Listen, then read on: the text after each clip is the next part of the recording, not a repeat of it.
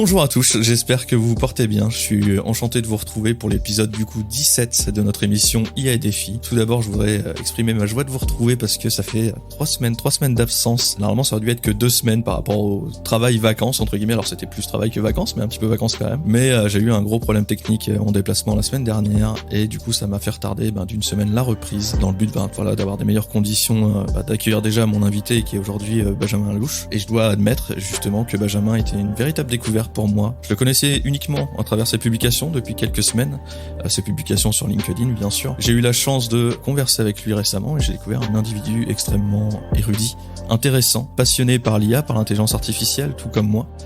Il se distingue par son passé aussi de juriste et son application actuelle, donc la rédaction d'une newsletter sur l'éthique et de l'intelligence artificielle, donc un sujet, comme vous pouvez l'imaginer, qui est vaste, captivant et d'une grande importance. Bonjour Benjamin, j'espère que tu te portes bien. Bonjour Arnaud, merci pour ce portrait très élogieux de ta part me concernant. Et surtout bonjour à tous. Merci à tous d'être là, je reconnais quelques visages dans les auditeurs, donc ça fait plaisir de vous voir, ça fait plaisir de discuter de ce sujet passionnant qui est l'intelligence artificielle avec un hôte non moins passionnant. C'est gentil, voilà. C'est gentil. C'est très gentil. Alors pour ceux qui ne savent pas encore, si vous m'écoutez sur Spotify ou sur Apple Podcast, l'émission est enregistrée sur LinkedIn tous les mardis à 14h. Et du coup, vous êtes les bienvenus pour le prochain enregistrement si vous le souhaitez. Sachant qu'en dernière partie, comme vous le savez, si vous êtes habitué, on fait participer justement le public. Et vous pouvez poser vos questions, que ce soit à moi-même ou à notre invité du jour. Donc, comme tu le sais, on va commencer par les actualités. On a environ 3 semaines à rattraper. Et même s'il n'y a eu pas d'actualité réellement majeure, à part les AI Act, avec lequel je vais parler sûrement en fin d'émission avec Benjamin, parce que ça va forcément, on parle un peu de loi, on parle un peu de justice concernant l'intelligence artificielle. Et quoi de mieux qu'un ancien juriste pour en discuter. Donc voilà, c'est pas... On en parlera un petit peu. On en parlera un petit peu en troisième partie, justement. Mais avant, on va passer aux actualités ces dernières semaines concernant l'IA. Et on commence avec un robot qui a cuisiné en regardant faire les humains. Et c'est pas une blague. Des chercheurs de l'université de Cambridge ont développé un robot qui apprend à cuisiner en observant les humains. Basé sur le machine learning, le robot a été conçu pour préparer différents types de salades en utilisant des outils de vision par ordinateur. Les chercheurs ont formé leur algorithme pour identifier les ingrédients et les ustensiles utilisés à chaque étape de leur préparation. Le robot doit ensuite déduire l'objectif de chaque opération et trouver une façon d'atteindre le même résultat. Même si ces mouvements ne peuvent pas imiter la finesse et la gestuelle d'un humain, fort heureusement, pas encore. En tout cas, les résultats du projet sont encore mitigés avec le robot parvenant à identifier correctement la recette seulement à 93%. Alors, l'article dit seulement à 93%, moi je trouve ça déjà énorme. Et du temps à reconnaître les actions humaines dans 83% des cas, ça c'est un peu plus compliqué. De plus, la préparation de la salade est encore plus lente et grossière cependant. Ce concept montre un potentiel qui est prometteur pour l'avenir de la robotique domestique. Comme je vous l'avais dit, on en discute, c'est vrai, quasiment chaque semaine, mais on va y arriver avec nos petits robots cuisiniers, etc. Et que voilà, vous allez vous lever le matin, ça va vous préparer la gamelle pour partir au boulot ou pour revenir manger le midi, etc. Tout sera concocté peut-être par une machine. C'est pas peut-être, c'est même sûr. Après avoir ceux qui aiment faire la cuisine, je pense que c'est comme aujourd'hui, on utilise des Cookéo, etc. Enfin, ça sera toujours un choix. Mais voilà, petite news sympa pour commencer. La WWDC 2023, donc l'événement d'Apple à la base pour les développeurs, mais qui est un peu une vitrine publicitaire aussi. C'est vrai que du coup, moi je suis un peu en retard pour en discuter, mais il faut savoir que Apple a annoncé plusieurs nouvelles fonctionnalités basées sur l'intelligence artificielle pour l'ensemble de ses appareils. Donc ces mises à jour incluent notamment une correction automatique à la ChatGPT, alimentée par l'IA et identique à ChatGPT, mais avec une importance différente. Apple utilise son propre moteur neuronal pour éviter les transferts des données des utilisateurs vers le cloud. Donc là, on parle de RGPD et c'est vrai qu'Apple, ils sont très sensibles sur ce sujet et ils sont en train de mettre ça en place. Et une des grandes révélations de l'événement a forcément, et vous avez sûrement entendu parler un peu partout du Vision Pro, de la Vision Pro, une technologie de réalité augmentée sous forme de lunettes de ski un peu, qui superpose des graphismes virtuels sur le monde réel. Donc c'est prévu pour 2024, ça va quand même coûter $3 500, donc ici en France avec les taxes, j'imagine, on va plutôt arriver dans les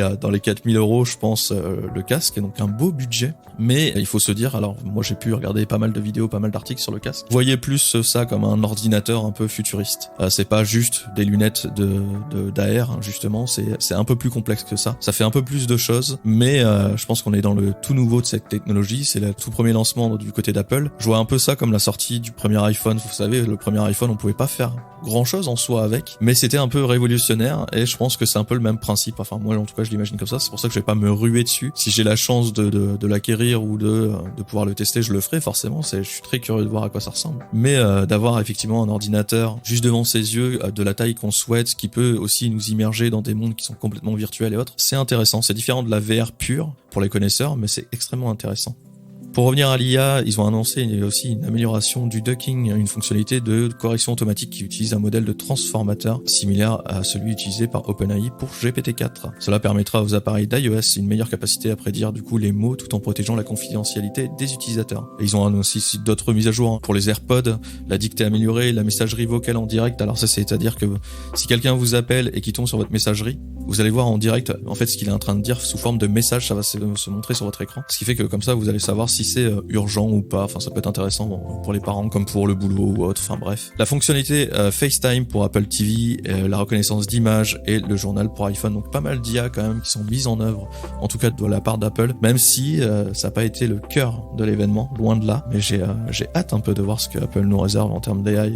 Ça je vous l'ai déjà dit chaque semaine, mais pour moi c'est vraiment le gros concurrent à OpenAI aujourd'hui, c'est Apple. Donc affaire à suivre.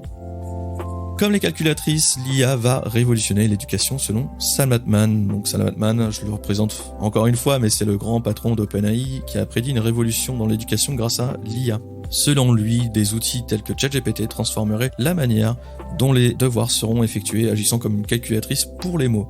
Cependant, ces technologies suscitent aussi des inquiétudes, notamment dans le secteur de l'éducation, où l'on craint une possible dépendance des étudiants à ces outils, au détriment de la production des travaux originaux. Juste pour revenir très rapidement à ça, parce que c'est vrai qu'on en parle pas mal de l'éducation et de l'impact que va avoir l'IA justement dans nos écoles, pour nos enfants. Encore une fois, l'IA, ça reste un outil. Là, les enseignants justement qui craignent pour leurs étudiants, c'est parce que c'est des enseignants qui sont pas formés. Si aujourd'hui on forme ces enseignants, ils n'auront plus peur de l'IA et vraiment vont s'en servir comme un réel outil. Ça empêche pas l'imagination, ça empêche pas le travail, ça empêche pas la lecture. C'est pas parce que l'IA est là que on va en faire une génération d'abrutis, loin de là. Donc voilà, je referme la parenthèse, mais c'est important de le savoir aussi.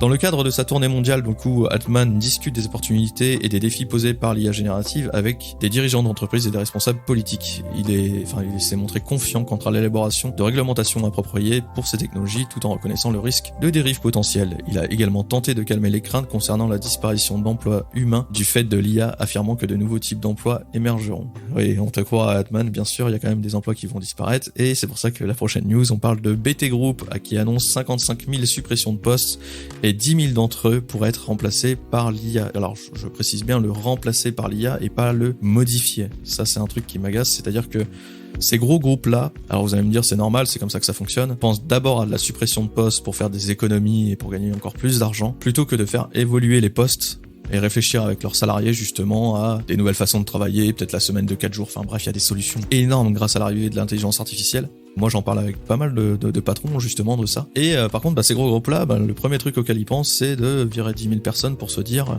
que l'IA peut faire leur travail. Effectivement, l'IA va pouvoir faire leur travail, mais c'est juste pour moi inhumain, c'est pas correct. Après c'est pas nouveau, je vais pas vous faire un récapitulatif du comment fonctionne le capitalisme, mais voilà. BT Group, du coup, qui est un opérateur majeur de la télécommunication au Royaume-Uni, qui a annoncé du coup une réduction de sa manœuvre passant de 130 000 à 75 000 et 90 000 employés d'ici 2030, suite à une baisse de 12% de ses bénéfices avant impôt. On parle bien de bénéfices, attention, on parle pas d'entreprise en faillite ou quoi que ce soit. L'IA, grâce à son partenariat donc avec ServiceNow, pourrait remplacer jusqu'à 10 000 postes. Le PDG de BT, Philip Johnson, a commenté cette rationalisation de la main-d'œuvre et de la baisse des coûts est en partie due à la numérisation donc de ces opérations de l'entreprise. Alors je veux bien croire que effectivement il y a des postes, voilà, on sait pas comment les relocaliser forcément, mais ça c'est un truc qui se réfléchit avant et on peut pas juste licencier. Alors peut-être que je sais pas comment fonctionne la loi en Angleterre, peut-être que Benjamin pourra me renseigner un petit peu après, mais je pense pas que voilà on peut juste dire licencier quelqu'un pour remplacement par une intelligence artificielle. Et là c'est une grosse attente de ma part justement en termes de loi, que ce soit de l'Union européenne ou que ce soit des lois, enfin même dans le monde en fait, j'aimerais que des choses soient mises en place pour éviter ce genre de choses. J'ai hâte justement d'en parler un petit peu après avec Benjamin. Donc BT Group prévoit également de fermer son réseau 3G, considéré comme trop énergivore. Bon ça à la rigueur, je veux bien le comprendre. Pour accélérer sa transformation digitale, BT Group s'est associé à ServiceNow pour créer un réseau et une infrastructure de cloud simplifiée et automatisée. La première phase de ce partenariat vise à améliorer l'expérience client tout en réduisant les coûts. L'IA jouera un rôle clé dans ce processus, notamment via l'application e-Banding for Telecommunication de ServiceNow qui pourrait justement éliminer jusqu'à 10 000 tâches manuelles et donc 10 000 postes, d'après Jensen. Triste news, mais en même temps, ça relate aussi un peu ce qui se passe dans notre monde aujourd'hui et ce qui se passe tout court dans nos entreprises. À nous de faire les choses correctement. Je veux bien qu'il y ait des postes qui sont amenés à disparaître et il va falloir du coup prendre ces personnes, les reformer, les faire travailler ailleurs. Mais là, c'est juste de la suppression bête et méchante de postes sans réflexion derrière. Juste des gens qui vont se retrouver au chômage. Ça, c'est stupide. Et si j'étais en Angleterre, je pense que je mettrais des choses en place pour attaquer justement BT Group. Allez, news un peu différente, les médecins qui utilisent donc ChatGPT pour paraître plus humains justement. Selon un rapport du New York Times, certains médecins utilisent maintenant ChatGPT pour communiquer sur les nouvelles difficiles aux patients. Forcément, ça soulève des questions éthiques et de confidentialité. Alors que ChatGPT est un outil précieux pour aider à la prévention et les complications post-chirurgicales et à la réalisation de diagnostics justement, l'utilisation de l'IA peut délivrer des informations sensibles sur la santé et semble être une pratique controversée. Microsoft, bien que fortement impliqué dans le domaine de l'IA, a exprimé son inconfort face à cette utilisation, notamment le manque d'empathie d'un chatbot comparé à un être humain. Bien évidemment, on peut pas juste demander de donner à ChatGPT toutes les caractéristiques d'un patient et lui dire à ce patient que ça ne va pas ou qu'il va sûrement décéder, etc. On peut pas le laisser aujourd'hui des médecins utiliser ChatGPT, en tout cas pour ça, pour les diagnostics, pour les aider sur plein d'aspects médicaux, pourquoi pas. Mais je pense que, à la base, si aujourd'hui t'es médecin, t'es chirurgien, je pense que c'est quelque chose que tu apprends, communiquer avec tes patients. Et alors je veux bien que ça peut aider à trouver certaines idées pour annoncer des choses difficiles moins difficilement justement grâce à l'IA. Mais de là à laisser des IA faire ce qui est en train de se passer avec certains médecins, c'est quand même assez ridicule. Autre chose qui est juste logique, peut-être que certains d'entre vous ont peut-être déjà dit la même chose derrière vos casques, l'inquiétude concernant le secret médical aussi, la confidentialité des données personnelles du patient, forcément. On sait très bien que ChatGPT, dans ces contextes sensibles à la confidentialité, est progressivement interdit sur pas mal de choses dans pas mal d'entreprises. Et on sait très bien que donner et délivrer des données d'un patient à un chatbot comme ChatGPT, faut pas oublier que derrière, c'est OpenAI qui récupère les données.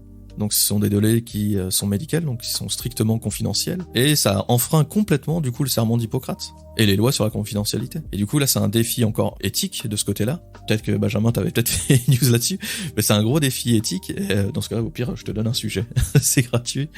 C'est un gros défi éthique. J'ai fait un épisode justement sur la confidentialité des données. Enfin, j'ai rédigé une édition plutôt sur la confidentialité des données et justement mais il y a beaucoup de choses à dire sur ce sujet. Tu pourrais presque en faire un épisode complet. Non mais clairement et surtout sur tu vois là c'est encore un exemple flagrant, mais sur la médecine c'est vrai que j'ai pensé à beaucoup de choses sur la médecine, mais c'est vrai que j'ai pas pensé au fait que quand tu donnes des informations comme ça aussi sensibles à un chatbot, faut pas oublier que c'est une entreprise privée qui les récupère et là c'est clairement catastrophique, donc voilà, à faire gaffe. Là juridiquement pour répondre, alors ça dépend où sont localisés le médecin et OpenAI. Bon, OpenAI a priori c'est les États-Unis. A priori les deux là seraient en infraction puisque le médecin non seulement n'a pas le droit de divulguer les données dues au secret médical et OpenAI n'a pas le droit de conserver des données de santé. A priori, il faut étudier plus en détail, mais voilà, il y aurait une double infraction. Le a priori est un peu compliqué, voilà, on sait de toute façon. Mais... Merci pour la précision, Benjamin, mais du coup c'est des choses qui sont assez inquiétantes, donc affaire à suivre. Allez, news un peu plus légère, l'IA qui rend les jeux vidéo plus vrais que jamais. Et je peux vous l'assurer, Nvidia transforme le paysage du jeu vidéo grâce à l'IA, en offrant une immersion sans précédent. Nvidia Ace, une technologie permettant aux joueurs d'interagir de manière naturelle avec des personnages non joueurs, des PNJ, créer des dialogues et des interactions spontanées et dynamiques. L'IA permet aux PNJ de réagir en temps réel aux propos du joueur, rendant les scénarios de jeu encore plus réalistes. C'est assez fou parce que j'ai vu une vidéo effectivement d'Nvidia où on voit le joueur aller dans un bar et parler à un PNJ, donc un bot en fait, juste un robot en face de lui, et il lui pose des questions naturellement, etc. Et c'est le bot qui derrière répond. Alors tout va bien quand c'est forcément une personne de Nvidia qui fait l'essai. Cependant, je pense que c'est une technologie qui va mettre quelques années avant d'arriver réellement dans les jeux vidéo, sachant que vous doutez bien que les petits malins s'amuseront à faire des réponses complètement stupides aux bots et que c'est pareil, on sait très bien qu'un bot qui est pas maîtrisé ou qui tourne en boucle peut dire des atrocités. Donc on va éviter, je pense, de les mettre dans les jeux vidéo, mais ça montre un peu l'avenir de ce qui nous attend. En tout cas, moi en tant que gamer, j'attends ça, mais de folie. Mais voilà, après c'est pareil, Ubisoft avait fait un communiqué justement, donc Ubisoft qui est une très grosse société, donc éditeur de jeux vidéo, qui avait fait Assassin's Creed, etc. Enfin, qui font d'ailleurs encore Assassin's Creed. On annonçait justement que ça allait pas avoir un impact sur l'emploi, c'est pareil. Alors là, pour le coup, je veux bien croire Ubisoft. Toujours, je les crois dans leur bonne foi. On verra dans l'avenir, mais voilà, petite news qui était hyper intéressante, et je voulais juste en faire petite parenthèse. Allez, l'IA qui passe à la vitesse supérieure dans le secteur bancaire. L'IA est de plus en plus adoptée dans le secteur bancaire avec des grandes banques, JP Morgan, Citigroup, Deutsche Bank, BNP Paribas, qui recrutent massivement pour des postes liés à l'IA. Selon des données de la société Evident relayées par Bloomberg, JP Morgan a publié plus de 3651 offres d'emploi liées à l'IA entre février et avril, tandis que Citigroup, lui, a publié environ 2100 offres. Et cette tendance a clairement commencé après le lancement de ChatGPT. Alors c'est assez fou, et pourquoi ? Parce que l'IA est utilisée dans le secteur bancaire pour une multitude d'applications, allant de l'optimisation du travail routinier à l'accélération de l'exécution de tâches plus complexes. Par exemple, la Deutsche Bank prévoit d'utiliser le deep learning pour analyser les investissements de ses clients, tandis que Morgan Stanley a breveté une technologie basée sur l'IA qui analyse les communications de la Réserve fédérale américaine pour anticiper sa politique monétaire. Tant qu'à BNP Paribas, qui utilise des chatbots pour communiquer avec ses clients et recourt également à l'IA pour détecter des fraudes. Énormément en fait de possibilités en fait dans les banques aujourd'hui. L'IA c'est un peu le numéro 1. Il y a beaucoup de banques qui s'y intéressent, on le voit très bien quand on compte le nombre de postes qui sont à pourvoir justement d'intelligence artificielle et dans la banque, c'est juste phénoménal. Au passage, si vous êtes dans l'IA, vous avez un très bel avenir devant vous. En tout cas, si vous êtes développeur ou même je sais pas, peut-être même expert, je sais pas si aujourd'hui ils en recherchent, mais si vous êtes extrêmement bien informé sur l'IA, sur le côté juridique et le fonctionnement de l'intelligence artificielle, je pense qu'il y a aussi quelque chose à faire de ce côté-là. L'IA qui redonne vie à la voix de John Lennon pour l'ultime disque des Beatles.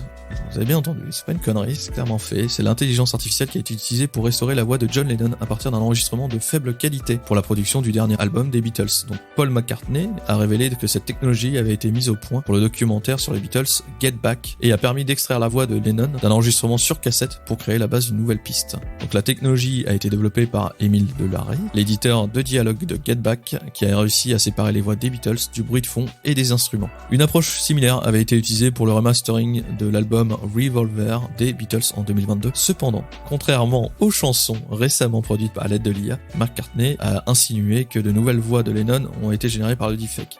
Il est probable que la piste en question dont il parle, c'est Now and Then, une chanson initialement enregistrée par Lennon avant sa mort en 1980. Donc en fait, ils sont partis d'une cassette un peu de très mauvaise qualité d'ailleurs, pour choper la voix de John Lennon, pour la compiler et pour en tirer en fait une bande audio utilisable par l'intelligence artificielle pour ressortir justement sa voix correctement derrière et réenregistrer une dernière chanson, je suppose, avec McCartney, sachant que on peut dire que tout ça va être fait de façon correcte. C'est pas quelqu'un juste derrière son PC qui s'amuse à recréer des chansons des Beatles, non, c'est McCartney qui va redonner vie à Lennon justement pour recréer une chanson de bonne qualité, j'espère. On écoutera ça avec impatience. Ça sera du coup un enregistrement qui est complètement original et qui va ravir, j'imagine, les plus grands fans des Beatles. Allez, un premier sommet mondial sur l'IA se tiendra au Royaume-Uni cet automne. Lors de sa visite à Washington, le Premier ministre britannique Rishi Sunak a annoncé que le Royaume-Uni accueillera un sommet mondial sur l'IA. Alors cette initiative vise à positionner le Royaume-Uni comme un acteur clé dans la réglementation de l'IA. Le sommet, qui réunira les pays ayant une approche similaire sur le sujet, a pour objectif de définir un cadre plus clair pour la technologie de l'IA qui a connu une croissance rapide forcément ces derniers mois. Cependant, l'ambition des Royaumes-Unis de devenir le siège d'un régulateur mondial de l'IA pourrait être entravée justement par les efforts des États-Unis et de l'Union européenne pour élaborer leur propre législation.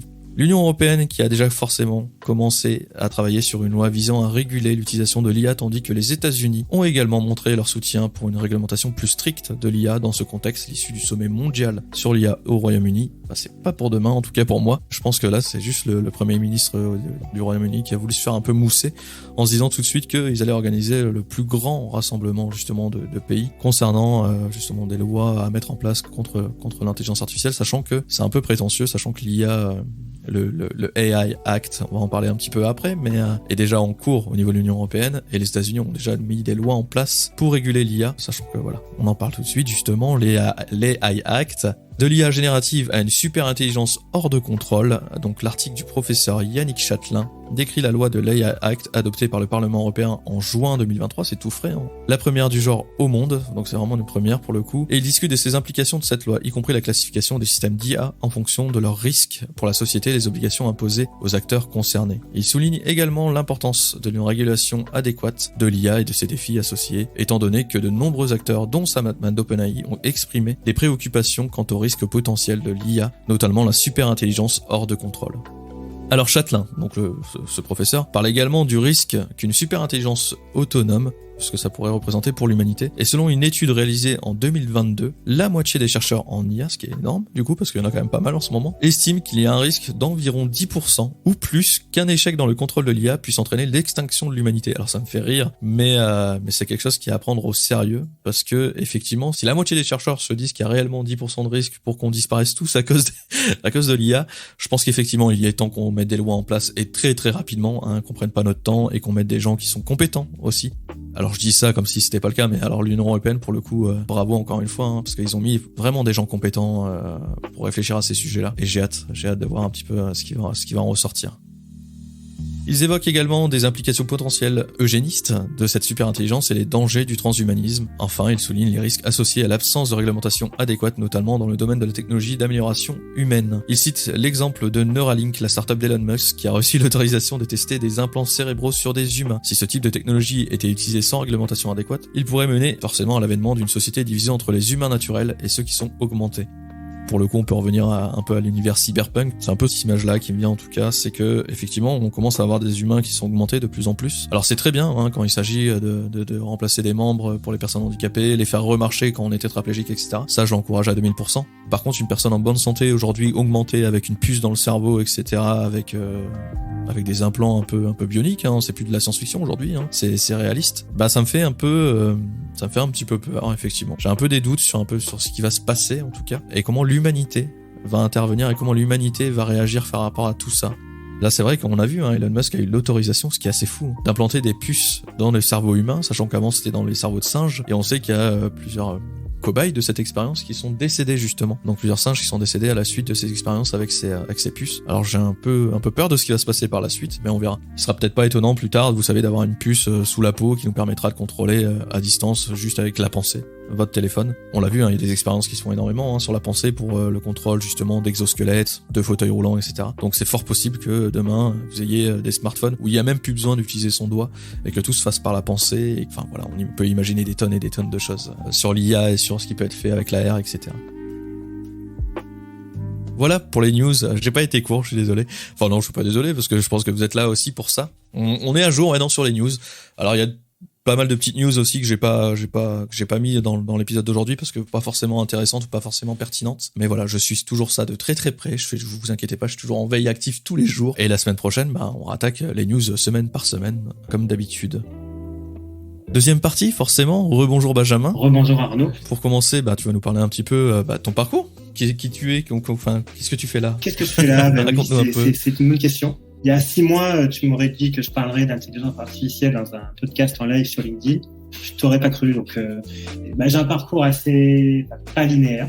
Ouais. Donc, j'ai 36 ans déjà, bientôt 37 dans moins d'un mois. Je vais la faire courte parce que sinon ça pourrait être trop long. Alors moi, j'ai un master de droit. Ok. Je me suis assez rapidement spécialisé en droit du numérique, protection des données personnelles. Donc, c'était bien avant le RGPD. Ok. Alors pourquoi ça? Parce que j'ai toujours aimé les technologies.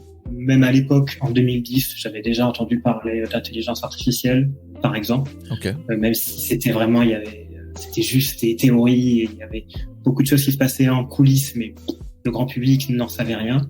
Clairement. Donc en 2013, je suis diplômé et j'ai travaillé pendant 7 ans, même 8 ans en tant que juriste. Donc 7 ans, on va dire, en salarié, contractuel, parce que j'ai occupé des postes dans différentes entités du public absolu, parce que j'étais à la Cour de cassation pendant 3 ans. Okay.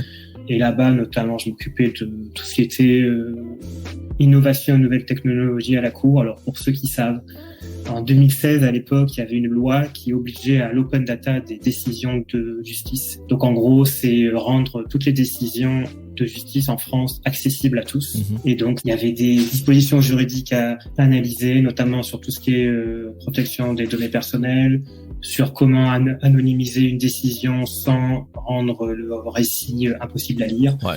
Et surtout, techniquement, comment les greffiers de la Cour et tous ceux qui s'occupaient de ça pouvaient le faire.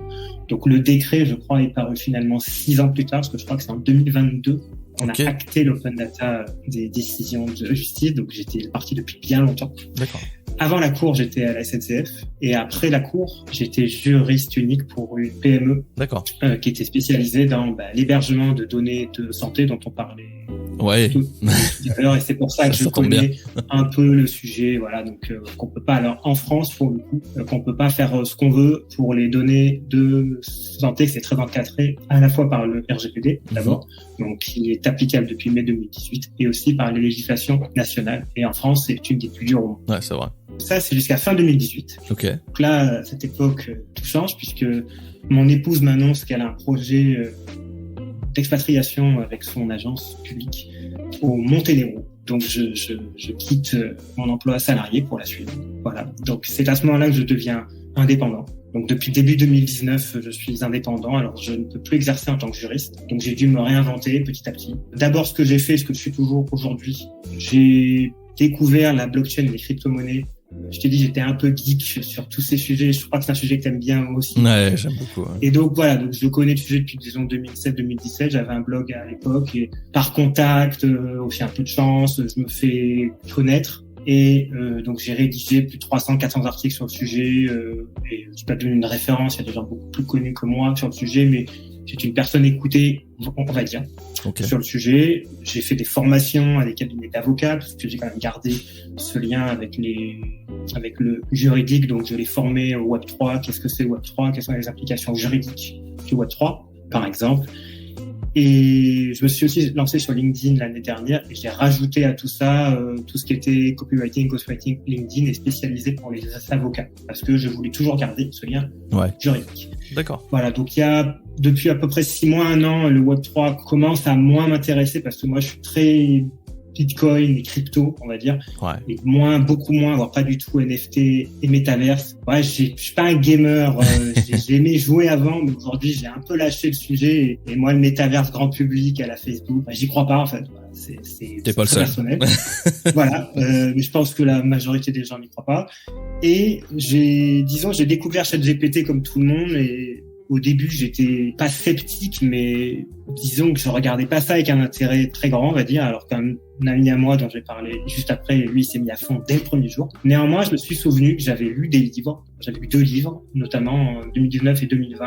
Un en anglais, j'ai oublié lequel, et un en français. Bon, c'est pas une référence du tout. Je mets pas ça, c'est pas un ponte de l'IA, tu vas rire, mais il y avait, je crois, comment il s'appelle, Laurent Alexandre qui parlait de ça. Bon, il parle un peu trop de sujets, de tous les sujets, c'est pas du tout une référence, mais il avait fait un livre qui était pas, voilà, j'ai pas été tout vérifié dans le truc, mais déjà, je trouvais qu'il y avait quand même des éléments intéressants à savoir sur le sujet. C'était en 2019. C'était bien avant ChatGPT. Et donc, quand je me suis vraiment mis à fond sur le sujet, j'ai lu beaucoup plus d'articles plus intéressants. J'ai écouté des podcasts plus intéressants aussi, surtout plus de meilleure qualité. J'ai beaucoup lu et je me suis dit pourquoi pas en fait faire quelque chose avec ça, en sachant que je sentais que le Web3 se tarissait et que moi je suis entrepreneur, donc le but est quand même de voir ce qu'on peut faire pour faire tourner quand même l'activité. Et c'est vraiment un sujet qui m'a intéressé. Très vite, une fois je me suis mis dedans, disons à partir du mois de février-mars, ça m'a vraiment intéressé. Et là en fait je me suis dit qu'est-ce que je vais faire avec le sujet. J'ai pas mal de choses. J'ai les clients actuels, c'est toujours les mêmes depuis 6 mois. Je ne pourrais pas tout changer du jour au lendemain. Donc, je me suis dit, pourquoi pas lancer une newsletter? Mais j'avais pas, plutôt passer ma newsletter, parce que j'avais une newsletter Web3 et changer la thématique. Et c'est là, en fait, que 2 personnes, que certains peuvent connaître sur LinkedIn, me parlent. Donc, d'abord, c'est Jean-Baptiste Pertou, donc, qui est un ami à moi, donc, on vit pas très très loin. On s'est rencontrés plusieurs fois et c'est lui qui s'est mis à fond sur l'IA très vite. Et lui, c'est un ingénieur, donc il était déjà sur le côté tech et tout, et puis il était aussi Web3 comme moi, mais plutôt l'inverse, NFT et métaverse. Et il m'a dit, mais intéresse-toi à ça et pourquoi pas parler de l'éthique? Parce que c'est ta formation première, les données personnelles, la vie privée, etc. Et pourquoi pas en parler? J'ai dit, mais pourquoi pas, mais c'est pas monétisable en soi directement. Donc j'ai laissé l'idée 3-4 semaines et ensuite c'est Delphine Auger, donc certains aussi connaissent sur LinkedIn, qui a plus de 10 000 abonnés, etc., qui insiste sur ce sujet et qui me dit mais si, tu devrais en parler parce que c'est vraiment ton sujet, t'es légitime pour parler de ça, t'es compétent, t'écris assez bien, donc et surtout ça c'est vrai. Je t'interromps vite fait, mais c'est vrai que pour lire ta newsletter, on retrouve vraiment pas ça ailleurs. Ta façon, en tout cas, d'aborder les sujets sur l'IA et sur l'éthique est unique et c'est pour ça d'ailleurs que tu es là aujourd'hui. C'est parce que j'ai vraiment accroché à ça. Et même si les gens veulent te suivre sur LinkedIn, ils peuvent parce que vraiment c'est pareil, tu fais des posts pour moi qui sont toujours de qualité et vraiment ça vaut le coup parce que t'as quand même t'as une plume qui est excellente. Et pareil pour d'ailleurs quand on discute, hein, c'est pareil que c'est vrai que c'est ce que je t'ai dit la semaine dernière, c'est que même discuter avec toi aussi, c'est-à-dire que t'as une excellente plume, mais en plus voilà, t'es un excellent orateur aussi. Je te lance des fleurs là, c'est gratuit, hein. Profites-en. C'est très gentil. Profites-en. Mais c'est vrai que c'est excellent ce que t'écris et c'est complètement mérité en tout cas. Aujourd'hui, je crois que t'es pas loin des 1000 pour ta newsletter. Ouais, pas loin. Comme j'ai changé la thématique entre-temps, j'ai un peu, je pense que j'ai perturbé certains abonnés qui étaient là pour le Web3 et que j'ai changé. En fait, j'ai pas changé le newsletter. C'est-à-dire, j'ai prévenu les abonnés que j'avais changé la thématique, mais pas la newsletter. C'est la même, en fait. Je pense que j'ai plus ou moins perdu des gens en roue, donc c'est pour ça que j'ai commencé à écrémer ma liste. Donc voilà. Et puis, l'écriture, ça a toujours été ce que j'ai su faire, entre guillemets, bien, parce que j'écris depuis l'adolescence. Et alors, tu es très gentil pour l'oral, mais je mettrai un bémol. Je suis pas forcément le plus à l'aise pour parler, alors pour convaincre peut-être, mais pour parler, je suis bègue un peu. Bah voilà, c'est pas ma tasse de thé. Ouais, mais je trouve pas. Vraiment, c'est très agréable d'échanger avec toi. Et justement, vu que t'as mentionné ta newsletter, tu vois, sur l'éthique appliquée aujourd'hui à l'IA, est-ce que tu peux justement en dire plus, tu vois, ça, sur ce sujet-là, parce que c'est un peu curieux quand même, tu vois, de dire aujourd'hui je parle d'éthique appliquée sur l'IA dans une newsletter, mais qu'est-ce que tu mets en avant justement? Alors, disons, il y a 2-3 choses. La première, c'est que moi, je compare ça, parce que j'étais dans le Web3, je suis toujours un peu quand même pendant 3 ans, 4 ans même, et j'ai remarqué que pour moi, la base de tout, c'est le grand public. Ça a toujours été ça. C'est ce que n'a pas compris le Web3. Et quand j'écoutais le grand public parler du Web3, soit ils s'en foutent, soit ils savent pas ce que c'est, soit ils rigolent. L'IA, c'est pas du tout ça. L'IA, la première chose qu'on entend, c'est que les gens ont peur. Tout à fait. Les gens ont peur de ça parce que ils entendent beaucoup de n'importe quoi, mais dans n'importe quoi, il y a toujours un peu de vrai. Et je me suis dit, et que même Sam Altman, bon, on pourra beaucoup en parler, mais il est très malin dans sa façon de faire les choses parce que c'est sûr qu'il demande une régulation mondiale très vite, mais c'est très bien que ça prendra 3-4 ans et que dans 3-4 ans, il aura sorti GPT-7 vite qui mettra à plat tout le... Bon, bref, mais ça, c'est un autre sujet. Mais sur le fond, il y a un sujet. Et donc, il faut clairement une IA éthique, parce que sinon, s'il n'y a pas d'éthique dans l'IA, l'IA peut être très puissante, et malheureusement, et c'est ce que j'avais mis un jour sur LinkedIn, c'est que l'IA n'est pas le problème, c'est ce qu'on en fait, c'est l'être humain derrière qui va, enfin, quelques êtres humains, pas tout l'être humain, je rassure, disons 0,001% de l'humanité qui pourrait mal l'utiliser. Et donc, il faut mettre des garde-fous. Et donc, pour ça, il faut d'abord définir ce qu'est une IA éthique, donc c'est une IA qui va répondre à des normes morales qui, pareil, sont compliquées à définir parce que ce ne sera pas les mêmes normes aux États-Unis, en France, en Russie et en Chine, par exemple. C'est extrêmement compliqué de savoir ce qu'est une IA éthique. Donc voilà, donc c'était vraiment le premier sujet, c'est que c'est un sujet qui fait peur, il faut en parler. Ensuite, c'était pour moi, c'est que ça met en avant, comme j'ai dit, ma formation de juriste, de données personnelles et tout, même si je n'ai jamais été un aficionados de la vie privée. J'utilise WhatsApp, je demande pas. Déjà, t'as un téléphone, c'est foutu. Voilà, j'ai un iPhone, voilà. C'est foutu. Voilà. Et enfin, en troisième, souvent les gens dans l'éthique en général, et c'est souvent l'éthique médicale qui vient en premier, il y a souvent un aspect négatif du sujet. C'est-à-dire, on peut pas faire ça, il faut faire attention, il peut y avoir un problème. On voit l'aspect négatif. Ouais, c'est vrai. Moi, je suis très pro-IA. Moi, j'utilise ChatGPT, j'ai pas de à me dire, j'adore ça m'éclate. Je trouve que ça, c'est très positif, ça, je sais pas si on en parlera, mais c'est très positif pour l'humanité, au contraire, sur plein de sujets. Donc, c'est très rare de parler d'éthique sur un sujet en ayant un avis positif sur ce sujet.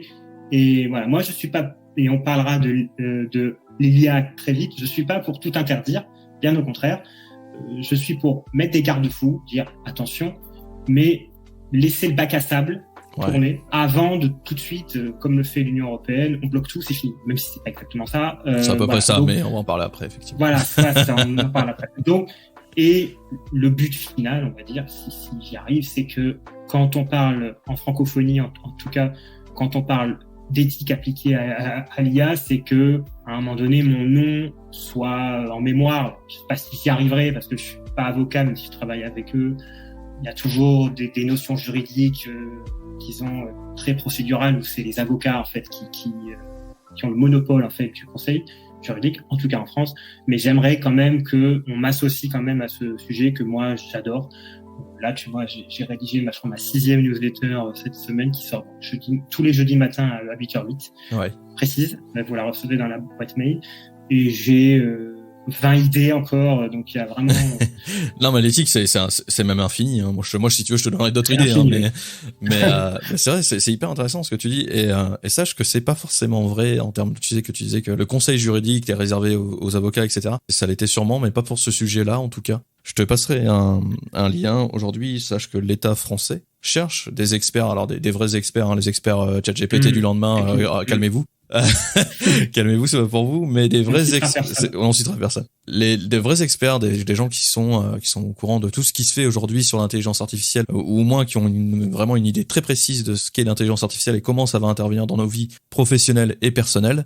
Ces gens-là sont invités et payés d'ailleurs par l'État, justement, c'est recherché aujourd'hui par l'État pour donner du conseil, que ce soit pour même du conseil juridique. Donc je pense que tu vois, t'as peut-être ton épingle à tirer du jeu à ce niveau-là. Je passerai le lien justement de l'État qui recherche justement des experts. D'ailleurs, je passe l'info aussi pour le podcast. Vous êtes nombreux aussi à être passionnés, formateurs, etc. Vous êtes aussi invités par l'État français, en tout cas, à débattre, même peut-être, avec si vous avez de la chance, être intervenant officiel pour l'État, justement, pour tout ce qui est question d'éthique, question de morale ou réflexion générale sur les lois à mettre en place concernant l'intelligence artificielle. Donc tu vois, je pense que Benjamin, pour le coup, t'aurais vraiment... J'ai pensé à toi justement cette semaine, je te l'ai pas filé, mais c'est vrai que j'ai pensé à toi quand je l'ai vu, et j'ai dit, il faut vraiment que je lui en parle et que je te le passe. Et justement, t'as pu cet aspect de, t'es obligé d'être avocat pour parler d'éthique. Non, là pour le coup, je pense que t'as ton statut d'ancien avocat, en tout cas, appuie tes idées, ça c'est sûr. Ancien juriste, alors excusez-moi, on va utiliser les bons mots. Pas au barreau, j'ai pas passé le barreau. Peu importe, pour moi c'est pareil. En tant qu'ancien juriste et avec les connaissances que tu as aujourd'hui, ta légitimité en tout cas n'est pas approuvée, loin de là. Donc c'est hyper intéressant, et ça, alors c'est pas un sujet qui passionne tout le monde, je veux bien le comprendre. Mais aujourd'hui, l'IA va fonctionner uniquement avec des lois. Et qui c'est qu'on va interroger justement pour créer ces lois? C'est les experts, c'est les gens comme Benjamin, c'est les gens peut-être comme moi aussi. Je sais pas, j'ai pas cette prétention là, mais peut-être que j'apporterai aussi ma petite pierre à l'édifice. On verra. Mais voilà, j'ai envie que ça évolue dans le bon sens. J'ai pas envie qu'on restreint tout aussi, comme a pu le dire Benjamin. Vous allez voir quand on va parler de l'IA Act, c'est un peu compliqué. Mais voilà, il y a des choses à faire. Et de toute façon, je le répète chaque semaine. Vous le savez aujourd'hui, maintenant, vous êtes habitués, vous êtes à la maison. Mais je le répète tout le temps. C'est vrai que moi, je parle beaucoup aussi d'éthique. Alors, peut-être pas aussi précisément que Benjamin, mais on en parle énormément parce que ça a un impact sur vous directement. Quand demain vous allez travailler, l'IA va avoir un impact. Et je parle de demain, c'est demain, quoi. C'est dans une semaine, dans 2 mois, dans 3 mois. Enfin bref, c'est très très court en termes de délai. Et il faut mettre des choses en place. C'est pour ça que des initiatives comme celle de Benjamin, aujourd'hui, sa newsletter pour moi, alors c'est vrai qu'il avait pas beaucoup pubé, etc., mais moi je lui fais en tout cas la pub dessus, sa newsletter est excellente. Là, elle est suivie par 1000 personnes, mais je suis persuadé qu'avant la fin de l'année, tu seras largement à 10 000, parce que pour une fois, on lit quelque chose d'intelligent sur les newsletters concernant l'IA, parce que j'en ai quelques-unes, hein, tu vois, où j'ai été regarder, etc., mais souvent c'est de la connerie, excusez-moi de le dire, mais le meilleur prompt, toi, pour automatiser tes posts sur LinkedIn, on s'en fout, ce qu'on veut, c'est pas devenir des robots, ce qu'on veut, c'est utiliser correctement l'IA comme outil, et ça, les gens ont du mal à le comprendre, ou l'oublier très rapidement. Vous faites pas avoir par des pseudo-formateurs qui vous apprennent à automatiser tout et n'importe quoi. Au bout d'un moment, il faut aussi rester concret dans ses envies et dans ce qu'on peut faire. Parce qu'à force de tout automatiser, c'est bien, montrez-le à votre patron, vous allez voir, il va être ravi. Il va être ravi de voir que vous automatisez tout votre travail aujourd'hui grâce à l'intelligence artificielle et que votre valeur humaine n'a plus aucune valeur, justement, dans votre métier. Vous voyez ce que je veux dire? C'est que là, tout à l'heure, quand je rigolais en disant les experts du lendemain de ChatGPT, mais c'est le cas. Aujourd'hui, vous avez des formations, c'est juste scandaleux. Quand moi je regarde les formations, vous payez 400 balles pour apprendre à utiliser un prompt. Vous savez quoi, je vais vous le faire gratuit. Un prompt aujourd'hui, c'est un verbe d'action, c'est écris-moi, une longueur, c'est un call to action à la fin et un objectif. À partir du moment où vous avez ces 4 choses-là, vous êtes un expert ChatGPT. Voilà, c'est gratuit, ça vous a pris 5 secondes de formation. Alors vous n'êtes pas expert, il y a des choses plus sympas à faire avec ChatGPT, mais aujourd'hui c'est ce que vous vendent ces formations bidons à plusieurs centaines d'euros. Donc protégez-vous là-dessus, mais c'est vrai que je dévie, mais je suis désolé, Benjamin, je te prends un peu de temps. Mais voilà, c'est important. Et aujourd'hui, ce que je veux mettre en avant, c'est des choses qui sont de qualité. Et pour le coup, la newsletter, c'est gratuit en plus, hein. La newsletter de Benjamin, aujourd'hui, c'est quelqu'un qu'on voit, il passe du temps dessus. Il passe de temps dessus et c'est écrit d'une très très belle façon. Ça se lit comme un petit pain, enfin vraiment, c'est très agréable à lire. Et voilà, aujourd'hui, c'est ça qu'il faut mettre en avant. C'est cette IA-là qu'il faut mettre en avant. Arrêtez les conneries de vous allez devenir riche en un mois, vous allez gagner 10 000 euros avec l'IA, c'est faux. Déjà, vous allez juste perdre du temps, point barre. Mais mettez cette IA-là en avant et voilà, on sera plus aussi écouté par nos dirigeants. Et ça, c'est aussi très important. Ça, c'est un petit message que je fais passer aux formateurs, etc. Parce qu'il y a beaucoup de formateurs qui, eux, font de la vraie formation et sont pas mis en avant, ont pas cette chance d'être mis en avant. Dans les contacts LinkedIn que j'ai énormément de formateurs qui sont excellents, qui sont passionnés, mais ils sont écrasés par des mecs qui ont 30 000, 40 000 abonnés sur LinkedIn et qui vendent de la merde à longueur de journée. Je me permets, de le dire. Moi, j'ai un exemple autour de moi. Alors, on dévie, mais une minute. Oui, on a le droit. Jean-Baptiste, par exemple, dont j'ai parlé, c'est quelqu'un qui a une audience quand même assez faible sur LinkedIn. D'ailleurs, il le sait, on a déjà parlé ensemble. On s'est vu, on se voit souvent. On a même un podcast ensemble. Il sera a priori, comme c'est vrai, tous les jeudis, mini pub. C'est une sorte de débat entre nous, une discussion. Normalement, on sort le premier épisode au mieux cette semaine, sinon la semaine prochaine. Et on l'a appelé Singularité. Alors, j'ai pas précisé, c'est un sujet qui m'a toujours passionné, la singularité technologique, où en gros la technologie permet à l'humain de s'émanciper du travail et tout. C'est très utopique, mais c'est un sujet qui m'a toujours intéressé, donc c'est pour ça qu'on l'a appelé comme ça. Et lui, Jean-Baptiste, fait des formations aujourd'hui en ayant une audience quand même très faible sur LinkedIn, parce que justement c'est quelqu'un qui est très bon, qui fait de la qualité, et c'est le bouche à oreille qui lui permet vraiment de trouver le client suivant, l'entreprise formée après celle qu'il a formée avant, parce qu'il fait du très bon taf. Donc, en effet, ces personnes-là ne sont pas mises en avant, mais si elles font du très bon taf, elles sont mises en avant en bouche à oreille. C'est ça, c'est ce que je disais ce matin. Voilà. Je parlais à un formateur justement sur l'IA, et je disais que ça sert à rien. Enfin, ces gens-là, c'est les gens qui courent. Laissez-les courir. Vous restez dans votre objectif de toujours faire de l'éducation. Et la bonne éducation justement, c'est-à-dire de la bonne formation, etc. pour vos clients. Et c'est vous qui à la fin allez avoir le gros lot entre guillemets. C'est-à-dire que vous allez continuer à vivre, eux passeront de mode et puis ils feront autre chose. Enfin, vous voyez, c'est des gens qui passent de mode en mode et puis voilà, c'est comme ça, c'est pas grave. Mais c'est bien aussi d'en parler de temps en temps parce que c'est bien aussi. Si je peux éviter à 1 ou 2 ou 3 personnes de claquer des 500 balles pour une formation complètement bidon, c'est cadeau. D'ailleurs, en parlant de formation, encore une fois, je le fais chaque semaine, mais il y a une formation gratuite sur mon profil LinkedIn, allez-y. C'est sur ChatGPT, c'est pareil, ça vous apprend à utiliser la base de ChatGPT, en tout cas, ça fait pas de vous des experts, mais au moins vous avez 2 heures de formation, vous apprenez comment faire pour utiliser ChatGPT correctement. Voilà, ça mange pas de pain et c'est gratos, ça vous coûte un mail. Donc voilà, c'est et il y en a plein d'autres qui font ça. Je suis pas le seul d'ailleurs. Vous avez pas mal de choses sur YouTube, etc. Donc allez checker de ce côté-là en tout cas, c'est vraiment intéressant. On a dévié un petit peu, Benjamin. Je suis désolé. C'est toujours comme ça. Toujours, mais c'est ça qui est bien aussi, tu vois, c'est qu'on parle de beaucoup de choses et c'est ce qu'il faut en tout cas. Moi, j'avais une petite question, c'est comment tu restes justement à jour avec le développement qui est hyper rapide dans l'IA. Comment toi tu fais ta veille de ton côté justement? Alors j'ai je sais pas comment on appelle ça, de newsletter WhatsApp. Je sais pas comment on appelle ça, mais en gros chaque soir je reçois un comme Snowball, donc qui est la newsletter financière pour le coup la plus connue en France, sauf que là c'est vraiment un truc spécialisé sur l'intelligence artificielle.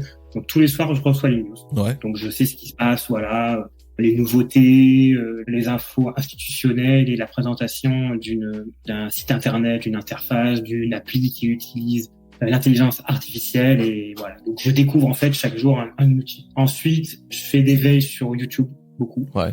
J'ai mis une vidéo de Michael Lucelier, je pense que tu le connais. Je connais, ouais. Ouais, voilà, qui fait du très bon taf. Très très bon. Voilà. Jean-Baptiste, j'en parle beaucoup, mais il va extrêmement loin dans les sujets, dans ses newsletters. Alors, je l'ai déjà dit, je pense qu'il fait presque trop, mais il est tellement passionné que vraiment c'est toujours très intéressant de voir jusqu'où il va. J'ai hâte de discuter avec justement. Je pense que ça va être très sympa aussi. Et après, j'aime bien quand même voir l'autre côté, c'est-à-dire les médias mainstream, les politiques, tout ça, qui racontent tout et n'importe quoi. Ou alors les posts LinkedIn qui vont dire ChatGPT est nul. Bah oui, parce que tu lui poses n'importe quoi, donc c'est normal que ça réponde n'importe quoi. Et ça, j'aime bien voir ce que disent les gens du sujet. Les personnes qui disent qu'on comprenne pas le sujet au début, c'est totalement normal. Moi non plus, j'étais pas un pro. Il faut quand même se plonger. Ça se travaille, tout à fait. Mais voilà, c'est ça. Mais qui vont pas chercher à comprendre. Moi, ça me fera toujours sourire. En gros, jette le bébé avec l'eau du bain, en gros, et ils vont pas chercher à comprendre comment ça fonctionne. Ils vont juste dire c'est nul, j'ai pas envie. Ah, c'est vrai. Et après, il y a des podcasts aussi, comme celui-ci ou d'autres, qui me permettent d'être à jour. Podcasts anglophones aussi. Et c'est assez large, on va dire. Ça dépend des semaines et tout. Ouais. Quand il y a un texte juridique comme l'AIA Act, alors je lis pas tout Non, c'est toute la disposition. c'est un peu long. Trop long. C'est ce que je veux dire, ce serait un peu long. Maintenant, les plugins de ChatGPT peuvent vous aider pour ça. Quand il y a un PDF très très long. Ça c'est pratique, c'est vrai. Voilà, c'est très pratique. Même s'il faut quand même vérifier, c'est toujours mieux. Donc voilà, en gros, quand je me renseigne, mais vraiment la base, c'est les newsletters, les 2 WhatsApp que je reçois et les vidéos YouTube sur les nouveautés. D'accord, merci. Et déjà, j'avais aussi une autre question, c'était de savoir un peu tes projets futurs justement, toi, par rapport à ton travail de copywriter tech et ta newsletter. Du coup, qu'est-ce que tu vas devenir en tout cas avec tout ça, et qu'est-ce qui va devenir de toi, Benjamin? Ben rien, parce que l'écrit, les métiers de l'écrit c'est la fin. Donc non, je rigole. Non, fait, encore. Plus sérieusement, en fait, ça fait plusieurs semaines que je sais ce que je veux faire, mais que je ne le lance pas. Alors, j'ai beaucoup de contacts en privé. J'ai même fait 2 déjeuners chez moi là en Suisse pour vraiment parler du futur de ce que je vais faire. En gros, aujourd'hui, je laisse la thématique copywriter, rédaction, etc. toujours sur LinkedIn parce que je n'ai rien lancé à côté. D'ailleurs, c'est ce que je fais toujours. Voilà, par exemple, vous pouvez me retrouver à peu près chaque semaine dans le journal du net où je continue à écrire pour le Web3, par exemple. Je continue à faire des posts LinkedIn pour des clients, ça n'a pas changé. Néanmoins, dans les prochaines semaines, je vais lancer 3 offres qui vont soit remplacer totalement mon offre copywriting, soit, et c'est plutôt ça qui va se passer, mettre tout ça ensemble en sachant que les offres copywriting, je les mettrai plus en avant et voilà, si ça, je continuerai avec mes clients actuels et tout. Alors, je vais pas tout dévoiler tout de suite parce que c'est pas prêt, mais c'est quand même pas hyper compliqué de comprendre. En gros, ce sera des formations ChatGPT, si possible en entreprise, parce que c'est vraiment ça qui m'intéresse. Soit des thématiques précises, donc une entreprise, je sais pas, spécialisée dans les RH ou autre, ce sera plus RH. Voilà, c'est ça, il faut voir, mais il faut le préparer, il faut vraiment le faire en amont. Il y a du boulot. Voilà, juridique aussi.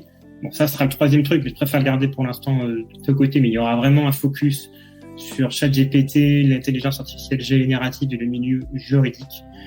Pareil, j'aime bien le présentiel, mais ça peut être de la visio ou alors juste vendre une formation, mais vraiment j'aime bien l'interaction. Donc ça, c'est vraiment les 2 choses que j'aimerais lancer, disons après mes vacances. Là, je pars en vacances dimanche pour une dizaine de jours. Ça va faire du bien. Ouais, c'est ça. Et ensuite, je pense que pour les gens qui me suivent sur LinkedIn, et si c'est pas le cas, vous pouvez vous abonner à ma page. Je publie 4-5 fois par semaine sur l'intelligence artificielle. Et en ce moment, je suis très plugin, c'est-à-dire je les teste. En fait, je fais des tests de 1 heure, 2 heures, 3 heures, ça dépend du plugin parce que tous les plugins ne méritent pas 3 heures. Non, loin de là. Et voilà. Et quand j'ai terminé, en fait, je crée un carousel et je poste sur LinkedIn. D'ailleurs, toute petite parenthèse sur les plugins, faites très attention à tous. Il y a eu beaucoup de remontées de hacking qui se font à partir de plugins de ChatGPT. Je pense que ça mérite de laisser les experts travailler dessus, en tout cas, de faire les crash tests et de se manger des hackings justement sur leur propre PC plutôt que sur le vôtre. Donc faites attention à tous les PDF readers, enfin tous ceux où on a juste à mettre un PDF, ça vous fait le résumé, etc. Déjà faites attention parce que vos données, vous les donnez à des entreprises qui sont bien plus petites qu'OpenAI et qui peuvent manger et utiliser vos données contre vous, contre votre entreprise. Donc faites très très attention à ça. Aujourd'hui, en tout cas fin juin, là quand je vous parle 2023, c'est pas encore sécurisé, loin de là. Donc prenez vos pincettes quand vous utilisez tout ça et surtout utilisez-le pas avec des données qui sont sensibles. C'est très important. Parce que j'ai remarqué que beaucoup de personnes oublient, en fait, parce qu'on se plaint beaucoup que ChatGPT, les données, etc. Mais alors, c'est pas le sujet du jour, mais une parenthèse sur ça, c'est important. Le RGPD, donc en Europe seulement, important, protège les données personnelles, c'est-à-dire les informations qui sont relatives directement ou indirectement à toi, Arnaud, à moi, aux personnes présentes. Mais ça ne protège pas les données professionnelles. Donc les données comptables, les secrets d'entreprise et tout, c'est pas protégé par le RGPD. Donc si OpenAI chope des données parce que vous l'avez mis dans le chat, vous avez mis un flux PDF et qu'en plus ça va dans une entreprise tierce qui a développé le plugin, donc ça va chez 2 entités, vous pouvez pas dire mais le RGPD, non, ça marche pas en fait. Le RGPD, c'est vos données personnelles. Les données professionnelles ne sont pas protégées par le c'est une bonne précision. C'est vrai que c'est une bonne précision. C'est très important parce que beaucoup oublient que, par exemple, en effet, en Italie, il y a eu ChatGPT n'a pas été bloqué en Italie. Il y a eu une injonction de blocage et OpenAI a appliqué juste la loi. Mais on ne pouvait pas fermer les frontières en Chine. Donc, les Italiens n'ont pas eu accès à OpenAI pendant presque un mois. Et c'était surtout pour les données des clients. C'était aussi pour savoir ce qu'ils faisaient de données, parce que dans les chats, il peut y avoir des données personnelles qui s'intégraient et tout. Mais ne comptez pas sur le RGPD parce que votre employé a partagé toutes les données comptables ou le secret du dernier produit à sortir de votre entreprise. C'est pas protégé par le RGPD. Il y aura une faute commise par le salarié, mais OpenAI ne sera pas responsable de ça. Voilà. Donc j'ai fait une parenthèse un peu longue, mais justement, c'est important. Non, mais si, c'est important. C'est important parce que les gens, je pense, ont une vision un peu trop large de la RGPD, justement, et considèrent que ça protège toutes les données. En fait, actuellement, il y a de la RGPD, alors que non, c'est pas le cas. C'est très important parce que j'ai remarqué qu'il y avait une confusion assez majeure sur ce sujet. Voilà. Ouais, majeure, ouais, pour le coup. Ouais. Je pense que c'est mal expliqué aussi par les spécialistes. Mais ça, c'est un avis personnel. Non, mais c'est vrai aussi. C'est vrai aussi qu'on n'a pas assez d'explications là-dessus, et c'est pour ça qu'on se trompe un peu des fois. Avant qu'on passe à la IA Act, est-ce que tu as quelque chose que tu aimerais partager justement avec nos lecteurs qui envisagent peut-être même, tu vois, de faire un changement de carrière et partir dans la même chose que toi, justement, soit dans la formation, soit même un juriste, on sait jamais, un avocat qui nous écoute et qui est passionné d'IA et qui souhaiterait faire comme toi? Intéressez-vous au sujet, ne le rejetez pas. Parce que le rejeter, c'est se tirer une balle dans le pied droit, le pied gauche, la main droite, la main gauche, partout. Ouais. Ce sujet n'est pas le Web3, en fait. Moi, je dis ça objectivement. J'aime les cryptos, tout ça, mais c'est plus fort que ça. C'est-à-dire, ça va toucher tous les pans de la société, le monde du travail, qu'on le veuille ou non. Et ça le fait, et ça le touche déjà. Parce que c'est très accessible, c'est très simple. Et ça va pas tuer tout le monde demain, oubliez ça, c'est pas vrai, ne vous inquiétez pas. Mais c'est déjà en juin 2023. Donc déjà, intéressez-vous au sujet. Et si, pour la reconversion, moi, ce que j'ai vite compris, c'est que plus on apprivoise les outils d'intelligence artificielle disponibles aujourd'hui, notamment les plus célèbres, plus on est ce que Jean-Baptiste a appelé, j'ai bien aimé, alors je vais dire un freelance, mais c'est pas forcément ça, mais un freelance augmenté. Donc, ça peut être un avocat augmenté, un comptable augmenté, tout ce que vous voulez, un entrepreneur augmenté, un salarié augmenté. Mais en gros, apprenez à utiliser les outils vraiment pour votre bénéfice et vraiment testez, apprenez et tout. Et vraiment, si vous voulez vous lancer dedans à fond, à 100%, je pense et ça, on a parlé, nous, la semaine dernière, entre nous, il y a encore très peu de gens qui travaillent sur ces sujets-là et notamment de conseils et de formation sur le sujet. Alors, il y a formation et formation, tu en as déjà parlé. Apprendre à faire un prompt, c'est pas une formation. Mais trouver quelque chose, vous voyez, si vous voulez vraiment vous démarquer, moi, on m'a aidé à trouver aussi, je n'étais pas tout seul, hein, je remercie les personnes qui m'ont conseillé. Je suis jamais seul, donc on a toujours des gens qui nous aident, toujours un peu de chance pour ça, qui nous conseillent de faire X, Y, Z. C'est trouver un sujet qui vous passionne d'abord, au moins que vous aimez, et pas que vous n'aimez pas, sinon ça ne marchera pas, et que vous voyez assez peu abordé, mal abordé, ou un sujet où vous avez une opinion différente sur d'autres, et où vous pensez pouvoir apporter quelque chose aux personnes que vous allez aider, conseiller ou former. Voilà. Là, j'ai pas d'exemple particulier, mais par exemple, alors si j'en ai un, pour les avocats, je connais une avocate qui veut monter une association pour justement aider les avocats à s'imprégner du sujet et non pas à le rejeter. Et ça, je trouve ça excellent. C'est un très bon exemple parce que, voilà. Alors, elle est très geek un peu, donc ça me m'étonne pas d'elle, mais elle a vraiment compris qu'il fallait faire quelque chose et qu'il fallait avoir une opinion différente parce que beaucoup d'avocats rejettent. En fait. Ils disent non, mais c'est nul. Alors oui, c'est pas un avocat, ChatGPT, mais c'est ça c'est pour ça aussi que je pense qu'il y a un rejet de leur part, c'est parce que beaucoup de gens aujourd'hui l'utilisent comme avocat. Pour ça. Conseil, en tout cas, conseil juridique. Faites pas ça, c'est pas bon. Ouais. Par contre, si vous lui donnez bien à manger, comme on dit, il peut faire des choses intéressantes, mais il sera pas à jour, par exemple. Il faut lui donner C'est vrai. Parce que je rappelle que ça s'arrête en septembre 2021 et que la loi évolue très vite dans tous les pays du monde, la jurisprudence aussi, enfin bref. Et donc, voilà. Mais elle a déjà monté ça et c'est une très bonne initiative. Donc, pensez ça, juste changer la thématique et les avocats, changer la raison d'être, c'est-à-dire, quoi que ça peut être la même pour tous les métiers, c'est-à-dire ne pas avoir peur de ce sujet, l'appréhender et l'intégrer à vos activités. C'est intéressant. Mm. C'est aussi bien pour les avocats aussi, pour le coup. Oui. Voilà, cette réflexion est bonne en tout cas. Ok, bah merci Benjamin. On va revenir un peu à l'actu du jour, enfin à l'actu du jour, l'actu des dernières semaines en tout cas. L'Union européenne qui passe à l'action et qui nous sort du coup l'EIA Act. Est-ce que tu pourrais nous donner toi ton avis en tout cas sur le sujet et est-ce que tu as regardé un peu, est-ce que tu as effleuré du coup les textes entre guillemets de loi qui étaient proposés par l'EIA Act? C'est pas une surprise de base. Non. Comment dire? J'ai fait une newsletter sur le sujet de la régulation. Moi, je suis pas un pro de la régulation à tout prix et la régulation a priori. Mmh. Et l'Union européenne est championne du monde de la régulation a priori, sans penser à ce qu'on pourrait faire de l'innovation en question. Ouais. Je m'explique. Aujourd'hui, 95% des entreprises dans l'IA sont américaines. Déjà, c'est un problème. L'Europe, ce qu'elle devrait faire, c'est pourquoi pas un règlement. Alors, précisons, le règlement, le projet date d'avril 2021. Ouais. Donc, c'est pas ChatGPT qui a... Ça, c'est faux, si vous voulez. Ça a accéléré les choses. Contre, ça a accéléré les choses, ça oui. Mais ça date pas de... Donc, c'est une preuve que l'intelligence artificielle n'est pas sortie le 30 novembre 2022 avec ChatGPT. C'est pour le grand public que c'est sorti le 30 novembre 2020. Ah oui, mais ça existe depuis. Voilà. Ouais. D'ailleurs, toi, t'es un passionné depuis très longtemps. Tu m'as dit. Ouais, ça fait longtemps que. Pas d'hier. Voilà. Et donc, il n'y a aucun, c'est-à-dire, on régule, mais on prévoit rien pour qu'on crée des entreprises européennes sur le sujet, pour se démarquer des Américains, comme d'hab en fait, pour tous les sujets depuis 25 ans dans l'Union européenne. C'est pas nouveau. C'est pas que l'EIA Act qui est comme ça, c'est d'autres, c'est la loi de la concurrence. Enfin, bref, c'est des sujets très larges que je passe.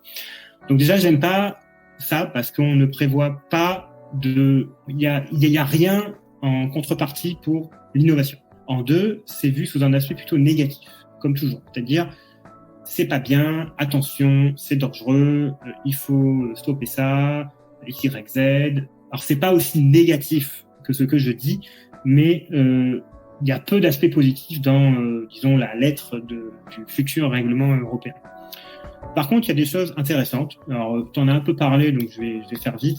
Présenter les IA en fonction de leur niveau de risque, pour moi, est intéressant. D'ailleurs, pour les interdictions proposées, alors j'en cite 3 que j'ai notées. C'est les IA de crédit social à la chinoise, les IA de surveillance de masse, ou les IA qui vont évaluer le risque de passage à l'acte. Donc, en gros, en fonction de ta génétique ou de je sais pas quoi, tu as des prédispositions pour commettre un crime ou autre. Ça, pour le coup, je suis plutôt pour qu'on interdise. Les deepfakes, j'ai eu un avis assez tranché dans une newsletter où je suis pour une interdiction de principe à exception, je sais pas comment on appliquerait ça. J'ai donné quelques pistes, mais je sais que c'est très complexe. Je suis plutôt pour aussi. Parce qu'il y a des deepfakes qui peuvent être très dangereux et on parlait justement parce qu'un deepfake c'est pas juste une image ou un acteur célèbre qui est imité, ça peut être juste tu enregistres ma voix, tu me fais passer, tu l'envoies à quelqu'un, tu te fais passer pour moi et c'est un deepfake et ça peut être très dangereux. Ce qui a été fait aux États-Unis d'ailleurs, sur des gamines qui sont sur TikTok.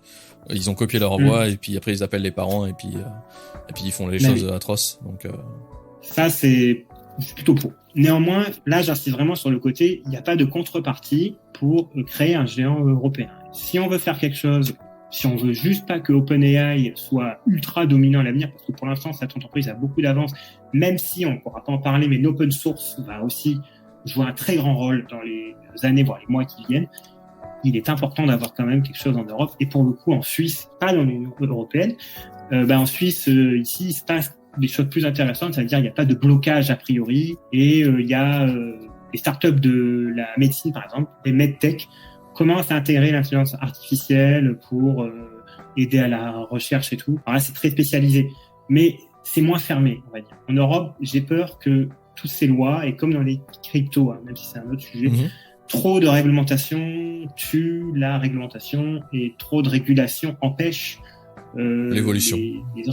L'évolution et les innovations. Donc, on verra. C'est plutôt négatif comme avis, mais voilà, on verra. Non, c'est intéressant d'avoir ton avis en tout cas. Mais j'ai pas lu dans le règlement. Après, je m'arrête là. J'ai pas lu s'il y avait des possibilités aux États membres, parce que normalement un règlement européen peut laisser des marges de manœuvre plus ou moins importantes aux États membres. C'est ce que fait le RGPD, par exemple, sur certains aspects. Mais pour le RGPD, c'est si on peut prendre des mesures plus dures, c'est-à-dire aller plus loin que ce que préconise le règlement. Par exemple, en France, pour les données de santé, c'est ça. On va plus loin que le règlement, que le RGPD. Et pour l'IA Act, j'ai pas vu si c'était par exemple l'inverse, c'est-à-dire que l'État membre pouvait aller un peu moins loin que les dispositions du futur règlement européen. Il faudrait juste que je relise. Ils ont renforcé en tout cas la mesure pour la mise en place du RGPD par rapport aux IA justement. Donc ils ont renforcé encore plus les RGPD concernant les intelligences artificielles. Après, est-ce qu'ils l'ont allégé pour les États membres? Ça, j'ai pas l'info.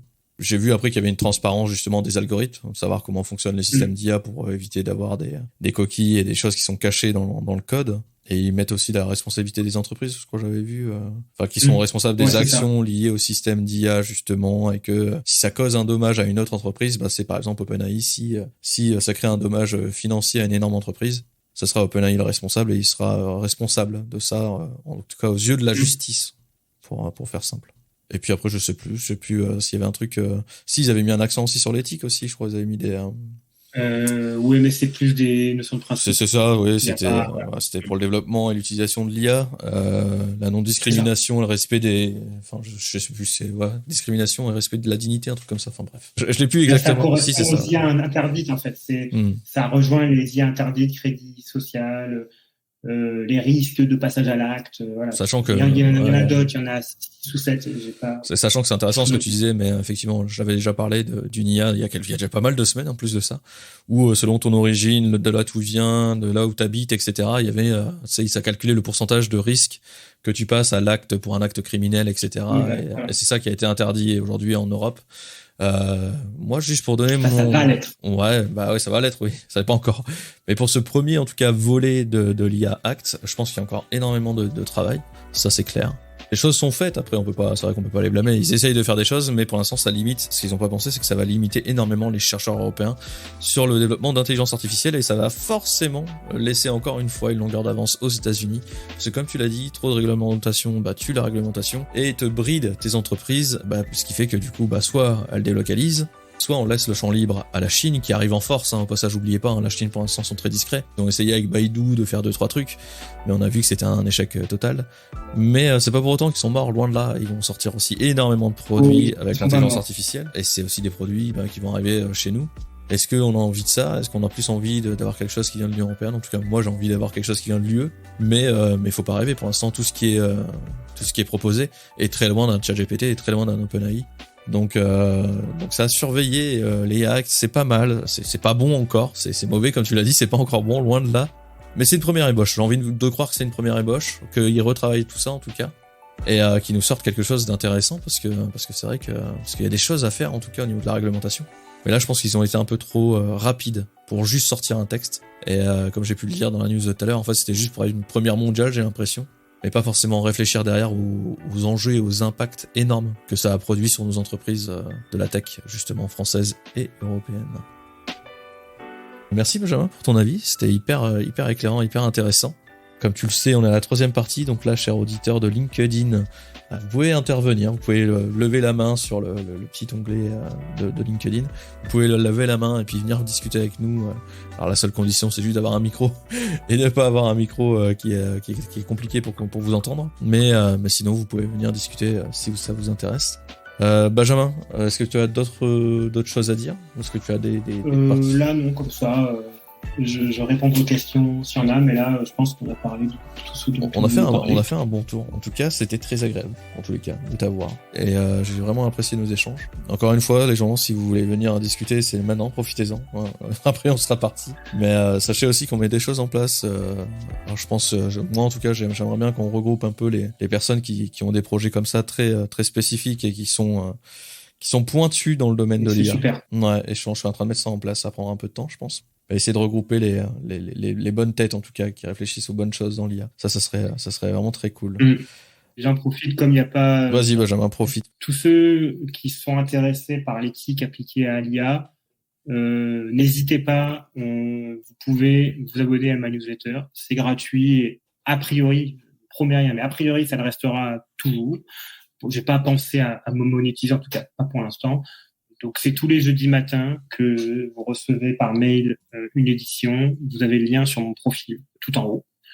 Et pareil, comme j'ai dit sur LinkedIn, là je suis très plugin ChatGPT en faisant attention à ce qu'Arnaud a dit. Il a tout à fait raison de préciser qu'il faut vraiment faire attention aux données qu'on partage. Mais néanmoins, c'est toujours des outils intéressants à tester. Et je continue à partager ça, disons, pendant une dizaine de jours. Et je continue à parler de l'IA de toute façon. Donc, suivez-nous tous les deux sur LinkedIn, parce qu'Arnaud, je vois, a commencé à publier bien à fond là ces derniers temps, et j'aime bien. Bah maintenant, je me suis dit que ça allait être mon réseau. Tu sais, où je poste ce que j'ai envie de poster. Tu vois, je me pose plus de questions. Tu vois, je balance. C'est exactement ce qu'il faut faire, c'est sur LinkedIn aussi. Ça vous tente tous. Publiez ce que vous avez envie, personne ne vous jugera. Non, c'est clair. Voilà, c'était juste la parenthèse. C'est maintenant, en tout cas, c'est ce que je fais moi de mon côté. Et maintenant, je prends du plaisir. Du coup, avant, tu vois, je me disais, il faut que je fasse un post, telle heure, machin, etc. Parce que l'algorithme est un peu bizarre sur LinkedIn. Maintenant, je m'en tape, mais royalement. C'est-à-dire que c'est des infos que moi, forcément, je lis énormément d'informations tous les jours sur l'intelligence artificielle. Oui. Et dès que je vois un truc qui me tient, je dis c'est sympa, tiens, je le partage. Et je prends plaisir à le faire, tu vois. Et voilà. Aujourd'hui, je me force pas, tu vois. Aujourd'hui, j'ai rien trouvé de transcendant ou d'intéressant. Moi, je m'en fous, je partage pas. Tant pis, mes stats vont baisser. LinkedIn va pas être content, mais ça, je m'en tape, c'est pas un problème. mais voilà. En tout cas, c'était un plaisir pour ceux qui, voilà, si vous voulez suivre Benjamin, vous pouvez juste cliquer sur son profil si vous êtes sur LinkedIn. Si vous écoutez sur Spotify et Apple Podcasts, donc c'est Benjamin Alouche, A2L OUCH. C'est vrai que sinon les gens ont peut-être du mal à te rejoindre. En tout cas, moi, c'était un vrai plaisir de te revoir et de t'avoir en tout cas dans l'émission. Et j'ai hâte, voilà, qu'on rediscute ensemble et qu'on crée de belles choses. Après, de toute façon, tu reviendras sûrement dans l'émission, parce que c'est pas parce que tu viens une fois qu'on vient plus, loin de là, au contraire. Nous, on se retrouve, la semaine prochaine à 14h pour l'enregistrement. Et la diffusion de l'émission, elle s'effectuera donc sur Spotify et Apple Podcast jeudi à 17h, parce qu'il faut un peu de temps pour monter, forcément, quand on parle beaucoup. Derrière, il faut traiter un petit peu tout ça. Et voilà, donc c'était un plaisir. N'hésitez pas à nous suivre, n'hésitez pas à poser des questions si vous en avez. En tout cas, on a vu beaucoup de choses aujourd'hui, c'était hyper intéressant.